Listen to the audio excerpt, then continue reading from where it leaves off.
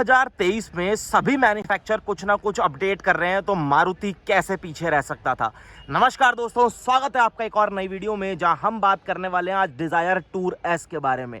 अगर commercial purpose में taxi पीली प्लेट में अगर कोई कॉम्पैक्ट सेडान सबसे ज्यादा यूज होती है तो वो ये सामने खड़ी हुई है डिजायर आपके। ये अभी तक टूर एस में हमारे को वही डिजायर मारुति दे रहा था जो पहले हमने डिजायर देखी थी, लेकिन अब 2023 में मारुति ने इसको चेंज कर दिया है। इसमें सिर्फ ये गाड़ी ही चेंज नहीं हुई है, बल्कि BS6 फेज 2 नॉर्म्स के हिसाब से जो RDE नॉर्म्स है, रियल ड्राइविंग एमिशंस के हिसाब से इसके इंजन को भी ट्यून अप किया गया है। यानी अब आपको पहले से ज़्यादा माइलेज मिलेगी पेट्रोल में भी और CNG में भी। तो एक एक करके सब चीज़ों की आपको डिटेल से बात बताता हूं कि अब आपको इसमें क्या कुछ मिलता है, कीमत कितनी है, मेंटेनेंस कॉस्ट कितना आएगा और इंजन में क्या कुछ चेंज करा गया है, वो सब कुछ आपको पता लग जाएगा। सबसे पहली चीज़, आपको टूर एस में दो गाड़ियां मिलेंगी, यानी एक जो आप सामने देख रहे हैं विद CNG और एक स्टैंडर्ड विदाउट CNG। दोनों गाड़ियों में 85,000 रुपए का डिफरेंस आएगा। CNG वाली गाड़ी 7,36,000 रुपए एक्स शोरूम कॉस्ट करेगी। जो ये सामने खड़ी है ये 7,36,000 रुपए, क्योंकि ये पेट्रोल CNG दोनों के साथ है। अगर आप CNG के लिए नहीं जाते हैं, सिर्फ पेट्रोल के लिए जाते हैं, तो वहां पर वो आपको गाड़ी कॉस्ट करेगी 6,51,000 रुपए, यानी इस गाड़ी से लगभग 85,000 रुपीज एक्स शोरूम में सस्ती हो जाएगी।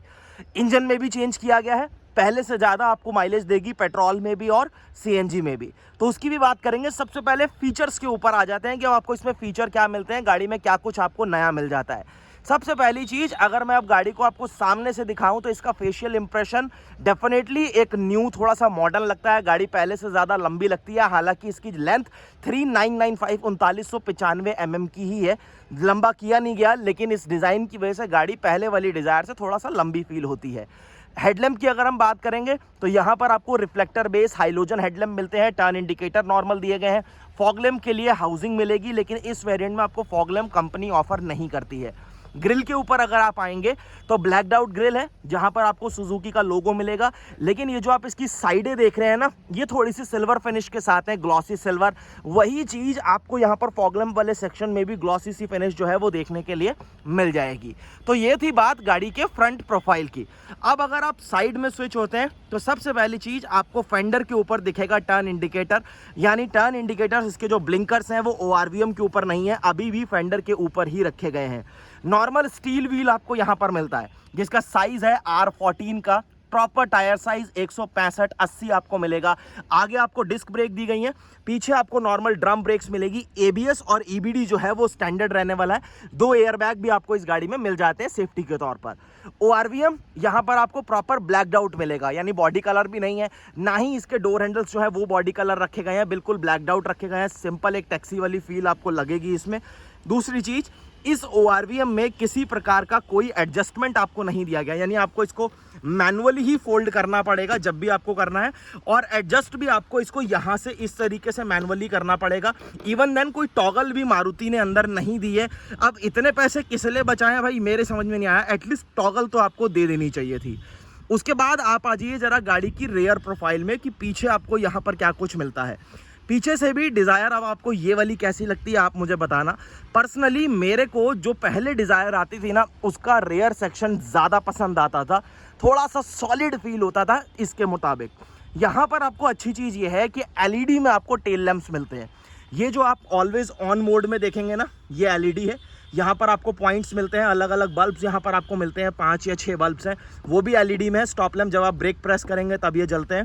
टर्न इंडिकेटर अभी जल रहा है, और ये रिवर्स लैम्प जो है वो आपका यहाँ पर दिया गया है। पीछे प्रॉपर ये क्रोम की स्ट्रिप आपको मिल जाती है इसके टेल गेट पे, एंड टू एंड कनेक्ट होती है, उस कॉर्नर से लेकर इस कॉर्नर तक। सेंटर में सुजुकी का लोगो आपको मिलेगा। टूर एस का डीकल जो है वो यहाँ पर आपको प्लेसमेंट दिया गया है। ऊपर CNG का जो डीकल है इसकी रेयर में और फ्रंट दोनों विंडशील्ड पर मिलता है। नॉर्मल एंटीना आपको इस तरीके से मिलेगा, और एक आपको हाई माउंटेड स्टॉप लैंप यहाँ पर आपको जो है एक स्टॉप लैंप दिया गया। जब आप ब्रेक प्रेस करेंगे तो ये स्टॉप लैंप आपका जलेगा। फिर अगर आप पीछे बम्पर देखेंगे तो प्रॉपर जो है वो बॉडी कलर ही बम्पर है। 4 पॉइंट्स आपके पास यहाँ पर रहेंगे रेयर पार्किंग सेंसर्स के, और रिफ्लेक्टर्स जो है वो आपको यहाँ पर इस तरीके से नीचे देखने के लिए मिल जाएंगे। एग्जॉस्ट टेल पाइप, और यहाँ पर आपको एक वेल्डेड टो हुक जो है वो आपको दिख जाएगी, और यहाँ से आपको एक्चुअल में गाड़ी की ग्राउंड क्लियरेंस का आइडिया जो है वो लग जाएगा। 163 mm की ग्राउंड क्लियरेंस जो है वो डिजायर आपको ऑफर करती है। फिर आप आइए इस सेक्शन पर। इधर अगर आप आएंगे तो आपको दोनों ही फ्यूल फिल करने के लिए नोजल्स यहाँ दी गई हैं। ये सीएनजी फिलिंग नोजल जो है वो आपको देखने के लिए मिल जाएगी, इस तरीके से बाहर रखी गई है। और यहाँ पर जो है वो आपका फ्यूल फिलिंग लिड है, यानी पेट्रोल की नोजल जो है वो आपको मिलेगी। और अगर मैं सीएनजी की बात करूँ तो इसका जो टैंक है वो आपको यहाँ पर बूट में मिलेगा, जिसकी कैपेसिटी, यहाँ कोई इलेक्ट्रोमैग्नेटिक बटन भी अब आपके पास नहीं है। 2 ऑप्शन भी नहीं है आपके पास कि आप 2 तरीके से डिग्गी को खोल पाएँ। ये एक चाबी जो है वो ऐसी है, और यहाँ पर चाबी लगाने का कोई ऑप्शन आपके पास है नहीं, यानी आपको इस बूट को खोलने के लिए केवल एक ही ऑप्शन आपके पास रहने वाला है, और वो ऑप्शन है यहाँ पर ड्राइवर सीट के पास। इस तरीके से आप लीवर को पुल अप कर दीजिए और आपकी जो गाड़ी का बूट है वो इस तरीके से, इसका टेल गेट जो है वो प्रॉपर पॉपअप हो जाएगा। अब आप यहाँ पर देखिए, ये है सीएनजी टैंक की प्लेसमेंट। 55 लीटर वाटर कैपेसिटी वाला टैंक आपको यहाँ पर मिलता है, यानी अगर अच्छा प्रेशर होगा तो अप्रॉक्सीमेटली 8 किलो के आसपास गैस जो है वो आ जानी चाहिए। कंपनी क्लेम करती है कि 1 किलो गैस में ये नई डिजायर लगभग 32 किलोमीटर चलेगी। मैं कहता हूँ 30 भी चले तो बहुत सही है। उसके बाद अगर आप ऊपर टेल गेट देखेंगे तो यहाँ कवरिंग नहीं दी गई है, यानी ये जो आप देख रहे हैं ये सारे पार्ट्स, वायरिंग वगैरह जो है वो आपको इस तरीके से एक्सपोज्ड दिखती है। नीचे यहाँ पर प्रॉपर कवरिंग फिलहाल आपको दी गई है, उससे रिलेटेड कोई दिक्कत आपको नहीं होगी। स्पेयर व्हील यहाँ पर नीचे पहुँच जाएगा, और ये सेम साइज का नॉर्मल स्टील व्हील है, यानी 14 इंचेस का R14 साइज जो है वही आपको स्पेयर व्हील यहाँ पर देखने के लिए मिलेगा। अब करते हैं जरा एक बार इसको क्लोज, और यहाँ से इसको क्लोज करने के बाद बात आती है गाड़ी के इंटीरियर की, कि वहाँ क्या कुछ चेंज है। सबसे पहली चीज़, इंटीरियर के लिए चाहिए चाबी, तो चाबी आपको इस तरीके से मिलती है, बिल्कुल सादी, यानी इसके ऊपर कोई सेंटर लॉकिंग वाला फंक्शन आपको नहीं दिया गया है। एटलीस्ट अब मारुति को यार ये चीज़ कर देनी चाहिए थी, सेंट्रल लॉकिंग, पावर विंडो, ये चीज़ें अब बहुत साधारण हो चुकी हैं, करनी चाहिए थी, लेकिन फिलहाल आपको अभी भी सादी मिलती है। यानी आपको गाड़ी लॉक करनी है या अनलॉक करनी है, आपको फिजिकली अपनी की को जो है वो यहाँ पर लगाना पड़ेगा। गाड़ी स्टार्ट करने के लिए तो भाई चाबी चाहिए ही चाहिए, वो सिंपल सी बात हो गई। अब अगर आप कैबिन की बात करें तो ब्लैक और बीच कलर का कॉम्बिनेशन आपको कैसा लग रहा है? फिलहाल मेरे को ये कॉम्बिनेशन काफ़ी बढ़िया लगता है। उसके बाद अगर हम डोर ट्रिम की बात करें तो डोर ट्रिम आपको इस तरीके से बिल्कुल बीच कलर में मिलेगी। लाइट कलर है तो मेंटेनेंस थोड़ा सा आपको ज़रूर रखना पड़ेगा। गाड़ी में कोई पावर विंडो नहीं आती, तो इस तरीके से चारों ही विंडोज़ के ऊपर यहाँ पर आपको मैनुअली इस तरीके से अपनी विंडोज़ को रोल अप और रोल डाउन करना पड़ेगा। बॉटल होल्डर आपके पास यहाँ पर है, थोड़ा स्पेस रहेगा हाथ रखने के हिसाब से। सारा जो है वो आपको हार्ड प्लास्टिक मटेरियल यहाँ पर देखने के लिए मिलेगा। स्पीकर की प्लेसमेंट यहाँ पर नहीं है, ये सिर्फ ग्रिल है, क्योंकि इस वेरिएंट में टूर में कोई म्यूजिक सिस्टम आपको मारुति खुद ऑफर नहीं करता। आप डेफिनेटली एज अ एसेसरीज में ले सकते हैं, लेकिन आपको कंपनी की ओर से ऑफर नहीं किया जाता। और इस तरीके से डोर लीवर जो है वो आपको यहाँ पर देखने के लिए मिल जाएगा। सीट की अगर बात करूँगा तो लाइट कलर की है। आगे वाले हेडरेस्ट जो है वो इस तरीके से फिक्स्ड रहेंगे, और हेडरेस्ट जो है वो पीछे वाले भी आपको यहाँ पर फिक्स्ड मिलेंगे। ये देखिए, ये एड्रेस जो है वो भी आपको फिक्स दिए हैं। इस चीज़ में भाई साहब होंडा ऑरा खेल जाती है। उसका बेस वेरिएंट का भी मैंने वीडियो शूट किया था, आप देखिएगा। उसमें आगे आपको पावर विंडोज़ भी मिलती हैं, और दूसरी चीज़ आपको यहाँ पर पीछे जो है वो एडजस्टेबल हेडरेस्ट भी मिलते हैं। ऊपर आपको आई बटन में लिंक दूंगा, आप वो ऑरा का वीडियो भी ज़रूर देखिएगा। अगर आप कमर्शियल पर्पज़ के लिए गाड़ी खरीदना चाहते हैं तो वो भी एक अच्छा ऑप्शन हो सकता है। दूसरी चीज़, प्रॉपर फैब्रिक में सीट्स हैं, कोई हाइट एडजस्टमेंट नहीं मिलता, सिर्फ रिक्लाइन कर सकते हैं या फिर आप इसे स्लाइड कर सकते हैं। इधर ट्रैक्शन बंद करने का बटन आपके पास है। यहाँ पर आपको हेडलाइट लेवलर, फ्यूल में अगर आपने स्विच करना है, यानी अगर आपने सीएनजी में डालना है या पेट्रोल में, तो वो आप यहाँ पर कर सकते हैं। चाबी को लगाता हूँ और फिर इंटीरियर में आपको क्या कुछ मिलता है अब बात आती है जरा उसकी। तो कैबिन में जैसे ही आप स्विच होते हैं, ये है डिज़ायर टूर का अब कैबिन। कैबिन डिज़ायर जैसा आपको डेफिनेटली फील होता ही है, बढ़िया लगता है, ऐसी कोई शिकायत जो है वो आपको नहीं होती। प्लास्टिक की जो मटेरियल है यहाँ पर, क्वालिटी, ये भी इस प्राइस टैग के साथ मैं कहूँगा कि काफ़ी ठीक है। स्टीयरिंग के ऊपर कोई कंट्रोल्स नहीं है, 2 एयरबैग आपको मिलते हैं, एक ड्राइवर साइड में, दूसरा आपको को ड्राइवर साइड में। सुजुकी का लोगो आपको यहाँ पर मिलेगा और स्टीयरिंग में आपको टिल्ट एडजस्टमेंट जो है वो भी देखने के लिए मिल जाएगा। इस साइड आपको वाइपर के स्टॉक मिलेंगे और इस साइड आपको टर्न इंडिकेटर और हेडलैम्प का स्टॉक मिलेगा। सामने अगर आप क्लस्टर की बात करेंगे तो ये जगह जो है ना वो मुझे थोड़ा खाली खाली से लगती है। टैकोमीटर कोई दिया नहीं गया। यहाँ पर आपको एनालॉग बेस एक स्पीडोमीटर मिलेगा, कुछ वार्निंग लाइट साइड्स में आ रही हैं और ये जो टॉगल है इससे आप अपनी trip A trip be in चीजों को एडजस्ट कर सकते हैं। टोटल ऑडोमीटर्स वगैरह जो है वो आपको दिखाएगा। दूसरी साइड यहां पर जो टॉगल है, यहां पर आपको एवरेज गाड़ी आपको क्या दे रही है, जो फ्यूल है उसमें कितनी रेंज और कवर कर लेगी, प्रेजेंट टाइम फ्यूल इकोनॉमी आपको गाड़ी ने क्या दी है। और इस साइड आपको पेट्रोल की गेज और इस साइड आपको सीएनजी की गेज जो है वो भी देखने के लिए मिलेगी। टाइम जो है वो ऊपर आपको मिल जाएगा। अगर इसमें थोड़ा सा टैकोमीटर वगैरह दे दिया जाता, थोड़ा इसको डिजिटल किया जाता तो वो एक अच्छा टच लगता। यहां पर अभी आपको थोड़ा थोड़ा खाली जो है वो डेफिनेटली फील होता है। म्यूजिक सिस्टम आता नहीं है। यहां पर आपके पास एसी वगैरह के यानी क्लाइमेट कंट्रोल है, बढ़िया सेटअप है, सब कुछ मैनुअल आपको दिया गया है। 12 वोल्ट का पावर सॉकेट आपको यहां पर नीचे मिलेगा। कोई यूएसबी या ऑक्स के लिए पोर्ट नहीं है। स्पेस यहां पर स्टोरेज के लिए अच्छा है। 2 कप होल्डर आपको मिल जाएंगे। 5 स्पीड का मैनुअल ट्रांसमिशन आपको मिलता है। पार्किंग ब्रेक यहां भी थोड़ा आपको स्पेस बढ़िया मिल जाता है। और इधर अगर हम ग्लोव बॉक्स की बात करेंगे तो ये थोड़ा सा छोटा सा है, यानी एक डिसेंट सा साइज। गाड़ी की मैनुअल वगैरह रखने के बाद आप इसे थोड़ा बहुत यूज प्रैक्टिकली कर सकते हैं। हजार्ड लैंप का स्विच आपको यहां पर ऊपर दिया गया है। ये बीच वाले एसी वेंट्स होगा जिसमें आपको थोड़ा सा ये सिल्वर सी फिनिश मिलेगी। साइड्स में जो एसी वेंट्स हैं उसके ऊपर कोई फिनिश वगैरह आपको फिलहाल ऑफर नहीं की गई है। ऊपर आ जाइए। ऊपर वाइजर आपको नॉर्मल मिलेगा, यानी कोई वैनिटी मिरर वगैरह है नहीं यहाँ पर। और ये अगर आप IRVM देखेंगे तो ये भी बिल्कुल मैनुअल आपको एडजस्ट करना पड़ेगा। ड्राइवर साइड में भी आपको कुछ नहीं मिलता, कोई टिकट होल्डर वगैरह यहाँ पर आपको प्रॉपर डेडिकेटेड नहीं दिया। इस साइड ग्रैब हैंडल जो आपको दिया है ये अच्छी चीज है कि आपको फोल्डेबल दिया है, वरना भाई साहब आजकल तो इससे ऊपर वाले मॉडल्स में भी चले जाओ आपको यहाँ पर बिल्कुल फिक्स्ड आपको मिल जाते हैं, जो कि मुझे पर्सनली बिल्कुल पसंद नहीं आते। सीट्स के लिए मैंने आपको ऑलरेडी बताया कि ये हेडरेस्ट फिक्स्ड है। सीट बेल्ट की हाइट जो है वो भी आपको फिक्स है। पावर विंडोज मिलती नहीं है। यहाँ आपको एक नोटिस लगा हुआ है, maximum speed up to 80 kilometre per hour, यानी जो टूर मॉडल है ये आपका 80 किलोमीटर प्रति घंटे की रफ्तार से ऊपर नहीं पकड़ेगा। उसके बाद बात आती है पीछे, यानी सेकंड रो में, वहां भी आपको बताऊंगा। पहले अगर मैं अब स्पेस की बात करूं तो आगे ये सीट्स काफी कंफर्टेबल है। पहले वाली सीटों से तो थोड़ा ज्यादा कंफर्टेबल मुझे फिलहाल लग रही है। हालांकि है फैब्रिक, लेकिन एक अच्छी फैब्रिक जो है वो फिलहाल आपको मिलती है। अंडर थाई सपोर्ट जो है वो अच्छा लगता है आपको। और उसके बाद अगर मैं इस सीट को अपनी ड्राइविंग पोजीशन के हिसाब से एडजस्ट करूं तो आप देखिए कहीं पर अननेसेसरी मेरा बॉडी पार्ट टच नहीं होगा। हर जगह पर जगह आपको मिलती है। तो अगर मेरी हाइट 5 फुट 8 इंच है, अगर आप 6 फीट के भी होंगे ना तो आपको इस गाड़ी को ज्यादा लंबे जर्नी में चलाने में किसी प्रकार की कोई थकावट या परेशानी डेफिनेटली नहीं होगी। अच्छी चीज स्टीयरिंग में एडजस्टमेंट भी है, आप ऊपर नीचे भी इसको अपने हिसाब से अगर करना चाहें तो कर सकते हैं। विजिबिलिटी जैसी हम एक सेडान से उम्मीद रखते हैं, कॉम्पैक्ट सेडान से, वो विजिबिलिटी आपको डेफिनेटली यहां पर मिलती है। और नीचे की अगर मैं बात करूंगा तो देखिए प्रॉपर डेड पेडल आपके पास है। ABC तीनों पेडल के पास भी आपके पास बहुत जगह है, तो कहीं से भी गाड़ी जो है वो आपको कंजस्टेड फील नहीं होती, सबसे मेन चीज। अब बात आती है जरा पीछे वाली रो की, तो इग्निशन ऑफ करके चाबी निकालता हूं वरना ये बीप बीप करता रहेगा।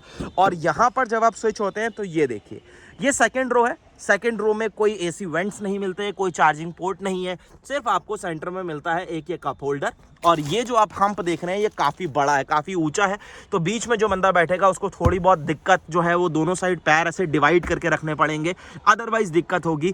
पीछे 2 बड़े और 1 बच्चे के लिए काफ़ी कंफर्टेबल गाड़ी है, नो डाउट। उसके बाद सीट बेल्ट्स यहाँ पर जो है वो आपको 3 पॉइंटेड मिलती हैं, बीच वाले के लिए लैप बेल्ट मिलती हैं।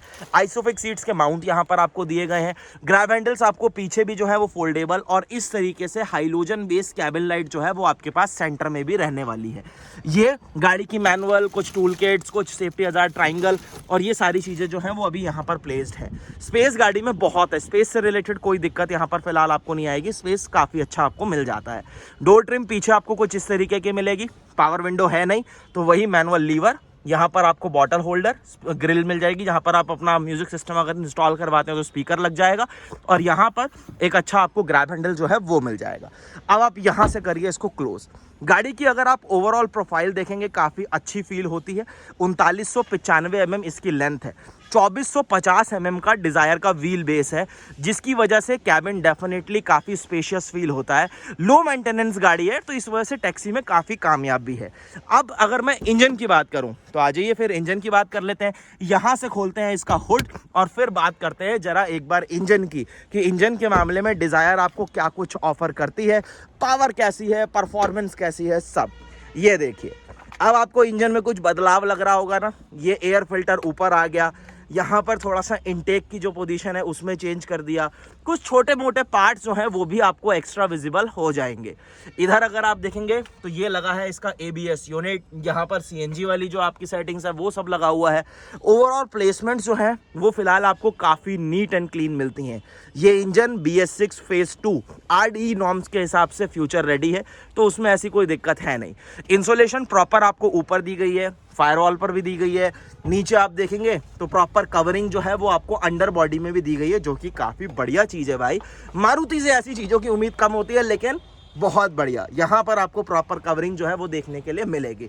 अब अगर मैं बात करूं पहले इस इंजन के परफॉर्मेंस की, तो ये इंजन आपके लिए जनरेट करेगा 88 bhp के अप्रॉक्स की पावर और 113 न्यूटन मीटर तक का टॉर्क। अब मजे की चीज ये है, कंपनी ये कहती है कि पेट्रोल में ये इंजन आपको देगा अप्रॉक्सीमेटली 23 किलोमीटर प्रति लीटर की एवरेज और CNG में 32। तो एवरेज तो भाई साहब पेल के कंपनी आपको ऑफर कर रही है यहाँ पर, यानी डिजायर अच्छी एवरेज पहले भी देती है, लेकिन और इंप्रूवमेंट डेफिनेटली आपको मिलेगा। अब एक बार जरा ना इस इंजन को स्टार्ट करता हूँ, एक बार इसको जरा हुड को नीचे करते हैं और इंजन स्टार्ट करके आपको जरा इसकी आवाज़ सुनाते हैं कि इंजन अब आपको क्या सी आवाज़ जो है वो।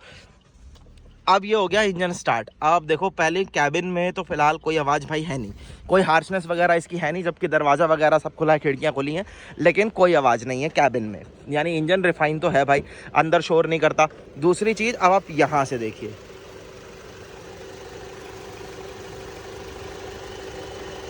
तो यहाँ पर भी आपको कुछ खास आवाज़ जो है वो इंजन की महसूस नहीं होती, जबकि अभी फ़ैन जो है वो चल रहा है। ये देखिए फ़ैन चल रहा है, क्योंकि मैंने अभी गाड़ी का AC ऑन किया था इस वजह से। तो ओवरऑल हम बात करें तो भाई साहब रिफाइनमेंट नेक्स्ट लेवल की है। तो अब यहाँ से देखिए ओवरऑल डिज़ायर की प्रोफाइल। डिज़ायर अब आपको कैसी लग रही है टूर, भाई साहब मुखड़ा बदल दिया, इंजन बदल दिया, सेफ्टी फीचर्स जो हैं वो ओके कर ही दिए हैं। जो स्टैंडर्ड है ABS है, EBD है, 2 एयरबैग हैं, वो चीज़ें आपको मिलती हैं। स्टीयरिंग में एडजस्टमेंट है, कुछ चीज़ों की कमी है, मैं ये नहीं कहूँगा कमी नहीं है, सेंट्रल लॉकिंग नहीं है, पीछे के हेडरेस्ट एडजस्टेबल नहीं है, वो चीज़ आपको ऑरा में मिल जाती है। पीछे हेडरेस्ट उसमें एडजस्टेबल है, सोच के दिया कंपनी ने कि भाई टैक्सी में कोई बंदा अगर पीछे बैठ रहा कस्टमर तो कहाँ बैठेगा, पीछे बैठेगा, तो उसको वहाँ पर प्रॉपर जो है वो एक टच वहाँ पर दिया है। अब ये देखिए, तो अभी मैंने गाड़ी आइडल सिचुएशन में स्टार्ट कर रखी थी, अभी ये बंद नहीं हुई है, आपको लग रहा होगा बंद हुई है, लेकिन बिल्कुल शांत हो गई है गाड़ी, बिल्कुल शांत। 1% इंजन की आवाज़, अब फैन स्टार्ट हुआ तो थोड़ी बहुत आवाज़ मेरे को आ रही है, अदरवाइज नहीं। तो ये इस गाड़ी की खूबी है। इंजन के लिए मारुति जाना जाता है, बहुत शानदार, बहुत रिफाइन इंजन बनाता है। तो आपको ओवरऑल डिज़ायर अब ये कैसी लगी कमेंट सेक्शन में ज़रूर बताना। टूर एस टैक्सी वालों भाइयों के लिए तो मौज आ गई होगी वैसे, क्योंकि अब फालतू पैसे खर्च करने की ज़रूरत है नहीं, और यहाँ पर आपको पूरा मुखड़ा बदला हुआ डिज़ायर का जो है वो मिल जाएगा एक शानदार इंजन के साथ। चलिए इस वीडियो को यहीं तक रखते हैं, बहुत जल्द मिलेंगे आपसे एक नई वीडियो में। बाकी वीडियो में नीचे कमेंट करना, लाइक करना और चैनल को कर लेना सब्सक्राइब, आपका हक है, जो आपका मन करे, खुली छूट है, नीचे लिखो, पूछो, सब कुछ आपको जवाब मिलेगा। मिलते हैं जल्दी एक नई वीडियो में, धन्यवाद।